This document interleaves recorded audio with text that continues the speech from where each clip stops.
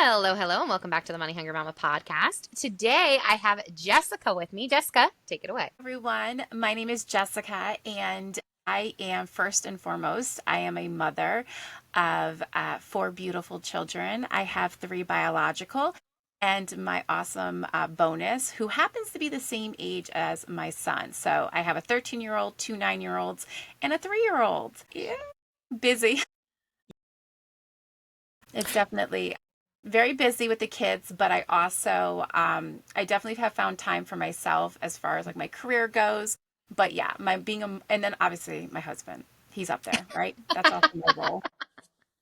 I think you're the first one that ever mentioned their husband being up there on the list. Oh my gosh, he's like my rock, and I think it has a lot to do with the second, this is my second marriage, and being able to acknowledge, being able to give him like a shout out, because like I can't be all that I am. Like I think when I was younger, my shout outs were always obviously to my parents, and they still are a huge, Yeah. reason I am who I am. But I would always be like, my dad, my mom, they're my rock, and which they still are.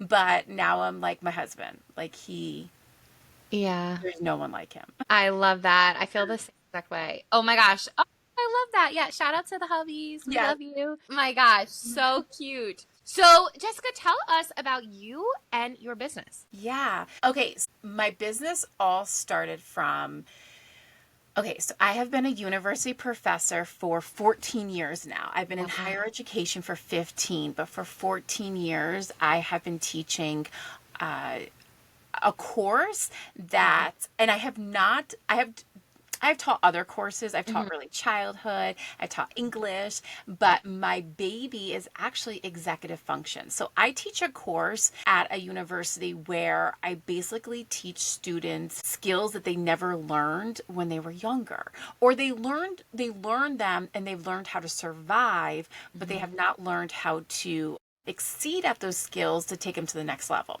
So in college, you get the student and you see signs of executive functioning being a little bit lower. So you're like, okay, they're not really goal Mhm. setting. Their homework is late. They don't know how to be organized. They're Mhm. confused in class. They're not asking critical thinking questions. And then you're like, okay, that student could definitely benefit from a course like this. So universities already did that job. They figured out the need for the students. And then I fell in love with it. I started teaching these courses. And you think about it, 14 years ago, I don't want to like age myself, but I am a millennial, and I happen to be right as it started. And I noticed over the years that my millennial adults were the ones that were really the ones who needed the extra support in college with executive function. And then my Gen Zs I have some hope for my Gen Zs. I feel like they're doing well out there. So there are the next ones after millennials. So I was sitting there one day and I'm like, I want to do something where I felt a call to do something beyond higher education. Mhm. And so my love is higher ed. I'm currently getting a doctorate degree, and Wow. I love education, but I felt a call to do something more with my skills, but giving back to people. And due to like, all childhood, trauma and all that stuff, I'm like, what do I Yeah. want to do that's not going to make me feel, sad every day? Or that's one reason why I Yeah. never became like a social worker, even though, everybody's like, well, what happened to you? Did you implement in your life? I'm like, I did, because higher education gives people the opportunity to become what they want to become, right? So Mhm. I found my way to give back. But I'm like, I feel that there's a need for people to learn skills, and they can learn these skills and it like changes their life. Yeah. So I sat down one day and I'm like, what am I good at? What am I good at? And and I also asked people. I asked closest people to me, my family, my friends, my colleagues. I'm like, what am I really good at that you think that I should pursue? Which I thought was really cool. Like, because I Yeah. started my business and people gave me, and I still have the list. It was things like audio book recorder. I was like, really? They're like, you have a really nice voice. I'm like, That's funny. so I got that one. And then I got podcast, which I do that as a side hobby. And then it went on from there. But the one key theme between everybody I asked was, I don't know how you do it with so many children. Like Mm. you're so, and they were like, I can't figure out what that is. Like, what is that? And I'm like, it's what I do for a living.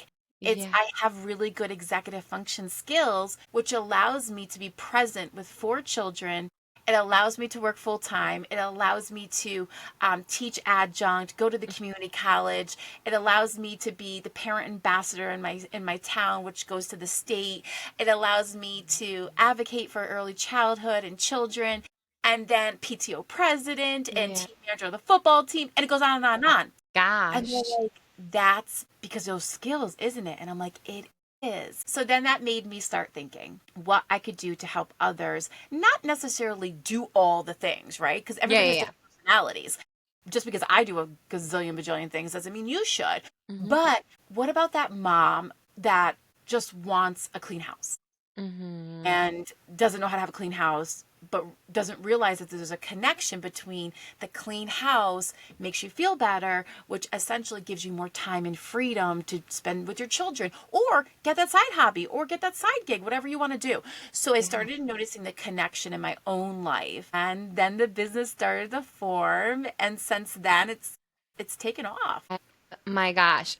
So, okay, so for everybody listening that has never heard of it, what is executive function? Yeah. Okay. So executive functioning is so many different parts, but ultimately, Mm-hmm. if I could sum it up, it's kind of like you're the CEO of your body, right? You are Uh-huh. the head person of driving your organization, right? Driving all the different parts of your body. And if one part of your body or in your mind is not working correctly, your whole system won't go at an elite level, right? So Okay. I call it like different levels executive function. Just be, and then because there's so many areas, so there's cognitive, there's a working memory, there is behavioral, there's impulsives, there's so many parts of executive function. There's even financial management. Crazy, I know, but that's part of executive function. Wow. So there's all these different areas, and the when I work with adults or even children, I show Mm-hmm. them kind of like a wheel. My wheel for children is different than the wheel I show adults, but it Mm-hmm. shows the different parts of executive function. And different theorists out there will say there's 9 parts. Some say there's Mm-hmm. only 6 parts. But if you have the 9, they can fit into the 6. So they're very much the same. Your time management, your organization, your goal setting, your note taking, your public speaking, they all go together. And then what happens is if they are functioning at a good level, you are able to be successful in whatever you want to do. If Okay. one part of your executive function is a little bit lower, doesn't mean you're still not successful. Just means that my financial literacy is a little low. Like I tend to spend a lot when I go to the mall or whatever it may be. And then you are acknowledging that one little part of executive function. And the moment you fix it, it's amazing. It's like harmony. Your body wants it to be at the elite level. Not all the time. That's a whole nother topic because executive function is evolving. It is Okay. something that studies have shown that. So years ago, we thought that between the ages of birth to 5 was it. If they did not learn executive function, it's done. It's done. Yeah. They will never learn it and it will never improve. Mm-hmm. Now studies are showing that yes, those are still the critical years, but they've extended it to like even 12 now, that those are your critical years to build executive function. But Mm-hmm. then now they have shown that adults can improve their skills. The brain, so that it's part of the frontal lobe, can develop these skills and become at a higher level. Not to say that you can rewire the whole thing, but I truly believe that studies are showing, because they're doing so much more research on the neuroplast in our brain, how they are Uh-huh. you can like rework them and rewire them, and it is so cool. I'm not really a science geek, but when it comes to executive function, I am, because I find it very, very interesting when somebody tells me, well, I've never been good at organizing, and I'm Mm-hmm. like, okay, but today's day one. And now day one, we're going to be good at it. We're going to be good at it because I'm going to show you and we're going to work together. And then by day like 30, they're like, oh my goodness, I didn't think I could get better. And you can. Yeah. Okay. My head is like, I don't even know which direction I want to take it in because I'm thinking of children, right? And Okay. specifically, I'm thinking of my son because I'm pretty honest on this podcast. And I think, when I hear you all talking, like you therapists and things like that, there's things that I wish as a mom that I knew of how to help children, right? So one of the things I'm going to say is, let's say executive function, especially in children, it's reactiveness. So what is a tip that you can give for a reactive situation that is just like something that I can help him with being reactive to certain situations? Even myself, sometimes I find myself like, Yeah. something happens in the moment and you're like, what the heck? And you just like react and Yeah. you like think about it for like 2 weeks and you're like, I should have not. So I like, what is something we can use as a tip for that? Yes. So first and foremost, you are not the reason why he might be reactive. I want to put that out there first I because love I that. think it's important. I do think that parents, I've seen a correlation between children who executive functioning needs improvement and so do the parents. And that's Mhm, okay, right? We mhm, hear all the time that people are getting diagnosed as a mhm. child and then their parent is getting diagnosed at the same exact time. And that is okay. What we need to acknowledge is, hey, I kind of reacted kind of silly. And next time, mommy's gonna do better. And that's all we say. I say to my kids all Yeah. the time. I'm like, whoa, that was kind of not how I wanted to respond. Can I redo it? And my kids will say, go for it. Let's hear it. And then I'll redo it. And they're like, Mom, that sounded so professor like. I'm like, I know. But I needed to show them that we do want to tell our kids we're human, right? We Yep. do want to explain to them that it's okay Mhm, to have that reaction, emotional reaction, mhm. but to be very aware. Self awareness is part of executive function. And self awareness is actually one of the hardest areas for me Yeah. to teach or to coach adults on. Children actually do much better with self awareness than adults.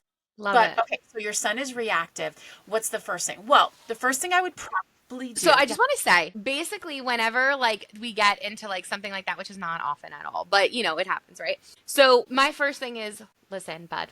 It's like, I have no idea what I'm doing. This is my first time as a mom, so I would like us to figure this out together so we can be on the same level playing field of like not having to yell and get into a scream match. Like, let's just like, why do you want to do this and why I don't want you to? And then we'll come to an even agreement. And yeah, he's like, "Oh my gosh, they just like let you take babies home?" And I'm like, "I know, Noah, like it's nuts." I was like, nobody tells me what to do. I was like, I just have to figure this out. So I think yeah, like I love that you said that you have to have self-awareness of that because I think that's something that I'm instilling in him. Like, I don't think I'm perfect. I have no idea what I'm doing. Like, I need your help so we can both come to an agreement of, "Hey, maybe that's not the best idea, but maybe we could do something else instead." yeah. No, that's great. And I love that you're sharing with him that, like, this is my first time. Yeah, I always, is he your firstborn? he is. Yes. I do feel like our firstborn we kind of grow up with, right? Like A they're hundred percent. we're learning with them. I always call my Mhm. firstborn is also my trial and error baby. Like I tried everything and then I learned what worked. And sometimes the other ones give me curveballs. Usually, if it worked on her, it's pretty good. But I have to say, one of the biggest things for me over the years is that I've noticed that some of my children have amazing executive function skills, and I think I know why. And that's my future book one day.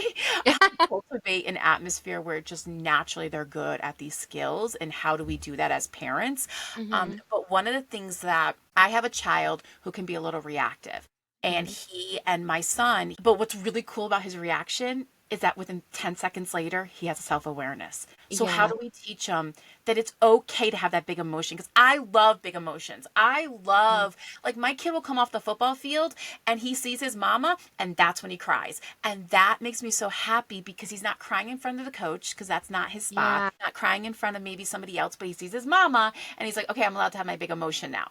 And I always say it's okay to have that big reaction. It's okay to go with emotion, but Mhm. give yourself a countdown. And he is my child that has adapted to that. So what he does is he'll be upset with, we don't have video games, but we have tablets, right? So and there's video games on the tablets, right? Let's be Yeah. honest.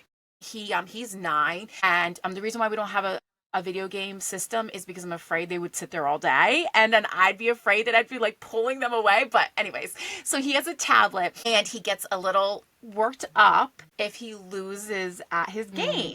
And he's got big emotions, right?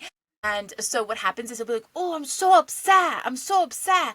And he'll get like 10 seconds of like this like high pitch, like very mad at himself. And I don't interfere. I do not interfere because I know Mhm. what he's doing. He's counting down. He's counting to 10 seconds. And he counts in his head and then he's done. And then he'll Mhm. say things like, "I'm over it." Or he'll say things like, Mom, I'm really sorry that I had that outburst. And I'll say, it's all right, Yeah. bud. You got out of it. You got out of it. You felt your emotion. You were very reactive. And I'm telling you, he's a kid that he'll throw the remote when his football team's not winning. And I'm like, was that the best idea?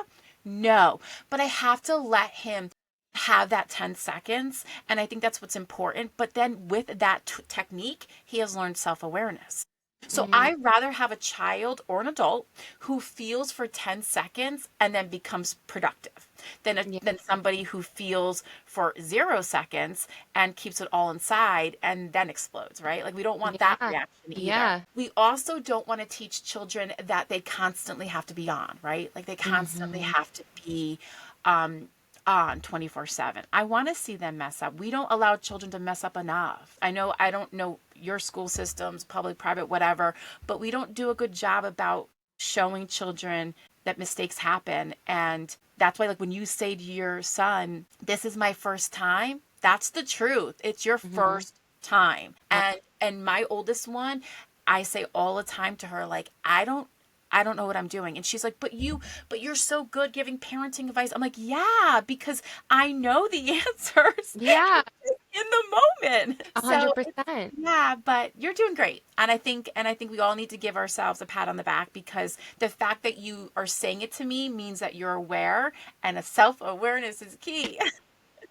I think it's so true, and I think like as we grow up, and it's fun talking about these things because I'm telling you, guys, I'm learning so much on this podcast in like a sense of like different things that like I have no idea exist. So like he's always like, oh, I'm sorry about that, or like he always bounces back, and he's such a That's good boy. great. That But is like great. no, he's such a good boy. Oh my gosh. But I think I don't lie. So like, you know how sometimes parents like make up certain situations of if you do this, this is going to happen, or like watching TV and it's like, if you stare at the TV too long, you'll go cross-eyed. And I heard my husband say that once, and immediately my son comes in the room. He goes, "Was that true?"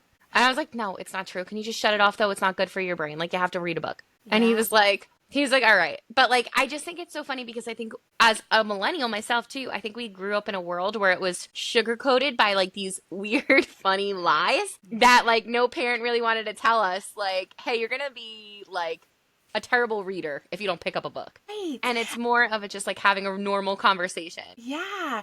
And being honest with them. I'm the same way at home. Like I tend to err on the side of a lot of facts. Like Hmm. I sat my kids down and is it too much? We went through a little bit during COVID. He's 9 now, but my son during COVID was what, 3, 4. And he had a hard time with like a little bit of anxiety. Yeah. And what's really cool is that he got out of it, right? He got Yeah. out of it. We acknowledged it. We put it in the front of the room. Like this is not something that we need to tiptoe around about. He's struggling with like being a germaphobe, right? Let's just call it what it is. He was having a Yeah. hard time with the germs. And to the point like where he didn't want to hug people, he didn't want to high five them. And I was concerned of lifelong Yeah. issues with it because of COVID, right? So we put it right there in the front and center of the room and we're like, hey buddy, you do you wash your hands as much as you want, but just know that we're going to come out of this COVID and being factual, right? And sharing, but Hmm. also not scaring, right? So there's like a Yeah. very fine line. But I have always just, I don't know, the top headlines of the news, like my kids probably know them. Oh my gosh. So, like, I feel like it's so funny because I love hearing how millennials parent because I do think we're doing it differently. I think we're bringing a lot of things to attention that, and no shade to our parents. I just think it was a time where they had, much like us, we have to work still all the time. But at the same time, I think we grew up in I wish I didn't learn that later. Like, I wish you would have just told me when I was 8 years old that certain situations, right? So, especially taxes. Call it a spade. I'm going to teach my kids taxes like the Oh, second they understand how to do it. I know. But, like, I totally agree with that one. yeah, no, it's like money management, all of it. I just think, Yeah. my parents were fantastic that I went to a store and I was like, oh, I really like that. And they would get it. And it's Right. like now look at me as an adult and I was like, I didn't understand right out of college that credit cards, like you had to pay back. Like Yeah. none of that registered because I just thought I can get whatever I want. So it's definitely something that has my things that I'm like, I wish I knew.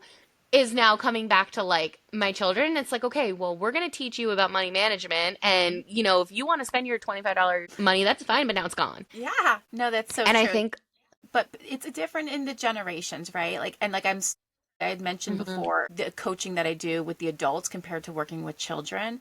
I do have a little bit of advice because I know this is a mama podcast, and I think it's something that I'm seeing with children, and I think it's important when it comes to executive function. I know it's really hard. It is very hard, yeah. especially if you have one child right now, it's your first child compared to your second child, whatever, Mhm. is not doing things for them. So Mhm. executive function is how you function your entire body from your hands working. And that's why if you have a child who needs extra support services, right there in their toolbox should be an executive function coach, what whomever it is, somebody who specializes in executive function, because they work hand in hand with an OT, a PT, a speech therapist. They really do. So what happens is I'm noticing that our millennial moms are doing things for the children. And I think a lot has to do with the generation, right? Because our Yeah. generation, like we did it, right? And Mhm. maybe we felt like we were kind of alone in that, right? Or like, why didn't my dad help me, clean my room? Like, why did I have to clean it always? Like, why was it always me? I felt very alone in that, right? And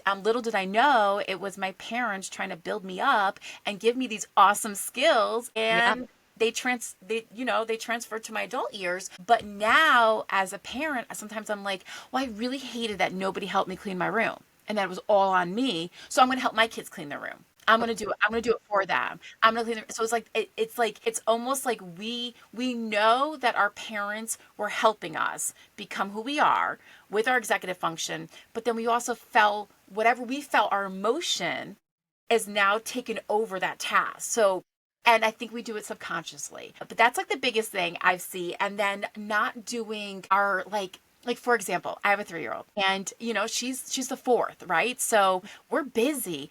And I always say to Mhm. myself, I'm not going to dress her in the morning. She's 3.5. She is capable and she wants to, right? And that's Yeah. the key. They 3-year-olds want to dress themselves. I don't care what anybody says. They want to be independent. So Mhm. what I have to do is part of my executive functioning in the morning is to make sure that I give her a half hour to get dressed because she needs it.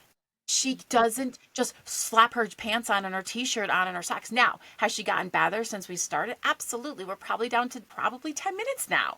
But I Yeah. do give her a half hour in case she gets into a roadblock and her sock feels weird and she's got to realize she got to take it inside out or whatever it is. But I notice that that is probably the biggest thing. And then teaching early childhood, I've just noticed that we do things for our kids, right down Mhm. to cutting for them. So we're doing our project, and you know this, you're a teacher. Yeah. Why are we cutting for our children? I think I'm gonna answer that one because I think it's just because I don't want to sit there and wait. I'm like, just give it to me. I can do it. Just I give it to me, and know. I'll do it, and it'll be done, and Yes. everybody's happy.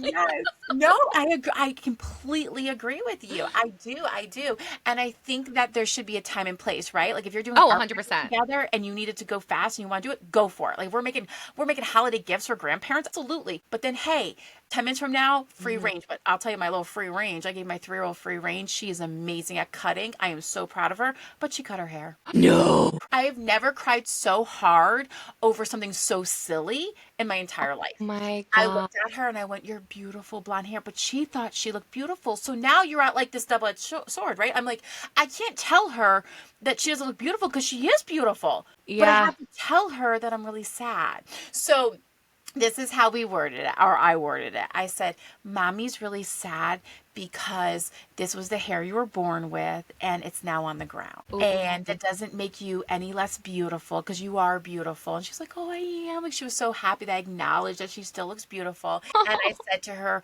because raising a little girl, I'm like, and even a boy, I said, "Your hair does not make you who you are, but mommy's still sad." And so she's like, and I cried, and she would tell people, "Mommy cried so hard." Oh my It gosh. wasn't like it was like a little thing here. It was like That her hair was first popping. haircut though is Oh, so sad. so sad. It was devastating. Yeah, devastating. Oh my gosh. Okay, I am loving this conversation. I want to just end one more thing on this note and just ask, what is a tip that you can give for the overwhelmed mom who is just like doing all the things? Like, what is one thing that you can give her because you're doing all the things? So, one tip that you can give her to help with this. Yeah. Okay. So one of my favorite tools to use to help an overwhelmed mind is something so simple. We all have a piece of paper. We all have a pen. I want Mhm. you to take a piece of paper, take a pen or pencil or crayon or marker, and go sit alone, whether it's on the floor of your kid's playroom while they go to sleep, whether it's outside on your kid's trampoline. I don't care. Just go someplace by yourself where you can. And I'm a timer girl. So set your timer for like, I don't know, 20 minutes. And I want you to sit with that piece of paper and I want you to write on the piece of paper, where do you feel overwhelmed? Go through Mm, everything. Do you feel overwhelmed in work? Do you feel overwhelmed that you have to get your kids to church every Sunday? I don't know, whatever it is. Do you feel mhm. overwhelmed that you gotta make dinner every night? Because I do. I feel overwhelmed with dinner every night. Like they have to eat every night, I know. you know? 3 meals a day? Where did I sign up for this? So, where do you feel overwhelmed? You're gonna write it on the piece of paper. The best thing that happens when you do that is you feel relief. I'm not even joking. People are like, that's so silly. It's simple. It is. And there's a fancy term for out there. I wouldn't even call it fancy. It's called a brain dump. And that term in higher education literally means whatever's on your mind, whatever's stressing you out, put it on paper. But then is the part where I come into play with the executive function is now we're going to be proactive and we're going to do something. So you're going to look at your list and you're going to see what can you tackle first. I always start with the simplest thing. So, for example, if the thing that's stressing you out the most is the fact that you have to, and I'm going to give you an example of my life. Yeah. One of the things that's stressing me out is that I have to make some things for the football banquet that's coming up. I signed up to be part of the football banquet committee and I have to do it. Now, I know I can do it. I know I can find the time. I'm just Mhm. trying to fit it in with writing a paper in school, right? So, what I do is I think, how can I make this task easier on me? Okay. Can I go to Staples and have them print it and laminate the project and have them cut it for me? Okay, cool. But it costs money and the money, I don't want to have the organization pay for it. And why spend the money when I can do it? Well, I'm stressed. I need to take it off my plate. So that is when you look at your tools. I have 5 other people in this house. Now, I'm not going to ask the little one who's great with scissors, even though she's great with scissors. I'm not going to ask her to help me because I still want it to look pretty good, right? I'm going to ask my 13-year-old. I'm going to ask my 13-year-old if she would help me with this project this weekend. All I need her to do is run it through the laminator and cut it out. Seems pretty simple, but it's stressing me out and is one of the hardest things I think we struggle with as mothers. Yeah, Right? sure. We want to have the control. We want to do Mhm. it our way. And I'm so guilty of that because I'm like, ooh, is my 13-year-old going to cut it as well as I cut it? But she will, but I still want that control. And we want to be able to just say that we did it, right? And Mhm. ultimately, I'd rather say, my 13-year-old helped me, but we got it done, than to say, I did it and I was stressed and I was up till midnight and I didn't sleep and now I'm tired. Yeah. So, my biggest advice, use your tools. Brain dump, delegation is huge. If you have a supportive partner, which I hope you do, rely on them. I think they want to help you. You just have to tell them what to do. Yeah, no. And I love this because now we're going to shift into business because I think this is also such an incredible thing that is so hard for us to do as business owners. Because in my mind, I'm not going to speak for everybody, but how I feel is no one could do it as good as me. Nobody cares about it as much as me. Right. Nobody loves this business as much as me. So how can I possibly think other people could do it? Which is mind blowing and wrong. But, they might not love it as much as me, but I'm paying them and they love money. So it's just something that I think is so great because it delegation and that whole thought that you just said really does Yeah. transmit over to mompreneurs and what we're doing because our businesses are like another baby to us. Absolutely, absolutely. And I'll say 100% I struggle with this. And I know in my heart where I need to go. So I feel like my business started, so mine was word of mouth. Mine was working with college students. It just word of mouth, right? And I didn't really need to do the social media. I really didn't need to do the Mhm. website. I didn't need to do newsletters because I was doing enough. And then I was like, but I want to do more and I want to help more and I want to do classes. I want to do workshops. I want to do seminars. I want to do webinars. And then I'm like, but I need a website and I need better social media. Mhm. And I don't know what the frick I'm doing. And all the doubt starts to creep in, right? Yup. And that is 100% true. I think our business, because I'm really happy with where I've come from, like I built my little coaching business working with people and seeing them go from zero to like so much better in their executive function, which is a win for me. Like Yeah. I know the gift of having good skills. If you ever talk to, and I think you have, or you might be like decluttering moms, like moms who have business Yeah. decluttering. Okay, that is such it's not even a secret. If you have a organized house and less stuff, you will be at peace. And that is what Mhm. executive functioning is too. It really is. So I think that bringing over to the business world has been a tricky for me because I want to do all the things and I want to do it myself, Mhm. like you said, because it's my baby. And I'm like, I don't know where to start. Because my husband owns his own business. So together we own collectively our business, but he does consulting for computers and business people in that sense. And I'm one of his customers, right? Love And it. I'm like, honey, my website needs a lot of work. And I feel so bad because like he's got his own, like, he's got his own thing going on. And I'm like, I really need a website. So I think that I need to look outside and don't Yeah. tell her. But I need to, and it's not just the website. I need more help, and because I want to take it to the next level, right? Like Yeah. I want to take it there, and I know it has such great potential because exact my what I teach is so my goodness. Like I wish everybody could just take time and get better Yeah. at these skills because it really will be amazing. Yeah, and I think something else, like as you were talking too, I think my favorite thing was that you said that you want to take it to the next level.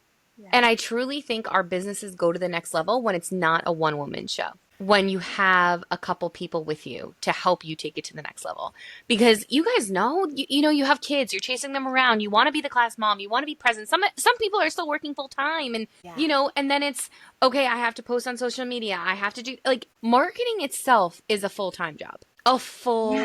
full-time job. And I just think in general, I think the best way, and when it's finally that time of okay, I'm running this as best as I can. But when you hit that cap of a couple months in the same exact amount of money, it's time to sit down and be like, who can I bring on that could take me up? Because let's just say you're hiring somebody and they're $30 an hour.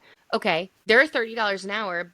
Your what they're going to bring in for you is $150 an hour. You're profiting, and Right. they're eventually going Right. to pay for themselves. True. Ooh, it's it's so exciting at the same time a little scary, right? 100%.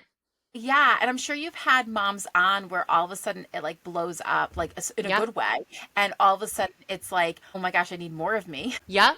That's exactly actually one that's like a couple weeks before you. She literally had reel go viral and had to hire like a team in days because Wow. it just took off so fast. Like you guys don't know what is going to be the thing that hits and Wow. gets you over that hump. It's crazy. You just don't know. Yeah. I know I need more social media help. I was like, oh, I could ask my 13-year-old. Maybe she knows a couple tips and stuff. And I tried to, but it's like, oh my gosh. And that's Full-time job. because outside of like people I know and word of mouth, social media is the only way to go to take it further, right? Oh, for And sure. I look at people like, and I'm sure you do too, when you look at businesses, you're like, oh my gosh, I could help you so much.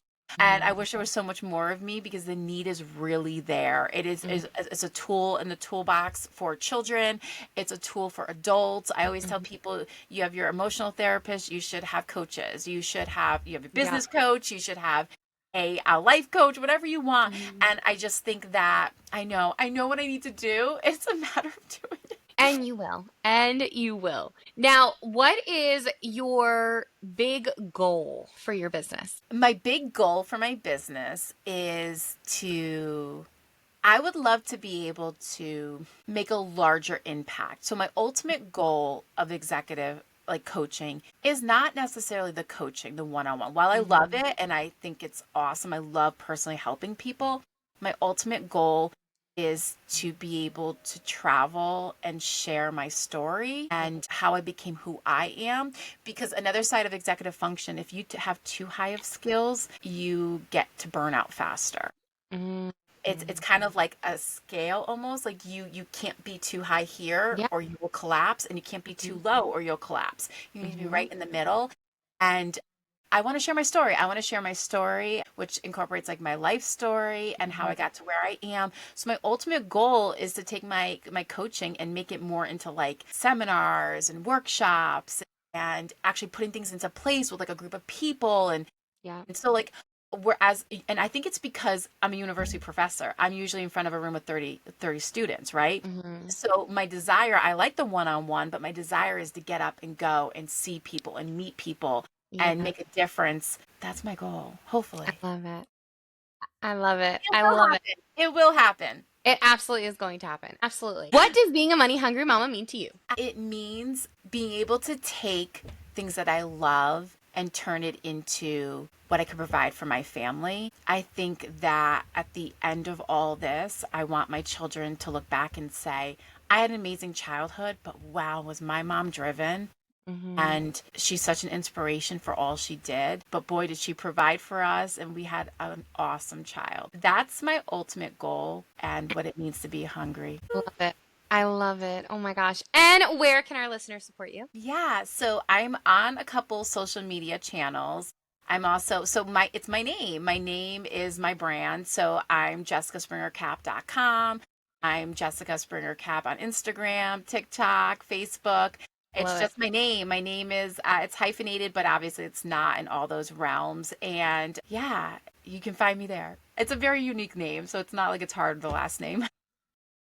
Amazing. Oh my gosh. Jessica, thank you so much for coming on today. Yes, thank you for having me. I loved it. I love chatting about mom stuff and business. Me too. It's our favorite place to be. Thank you again.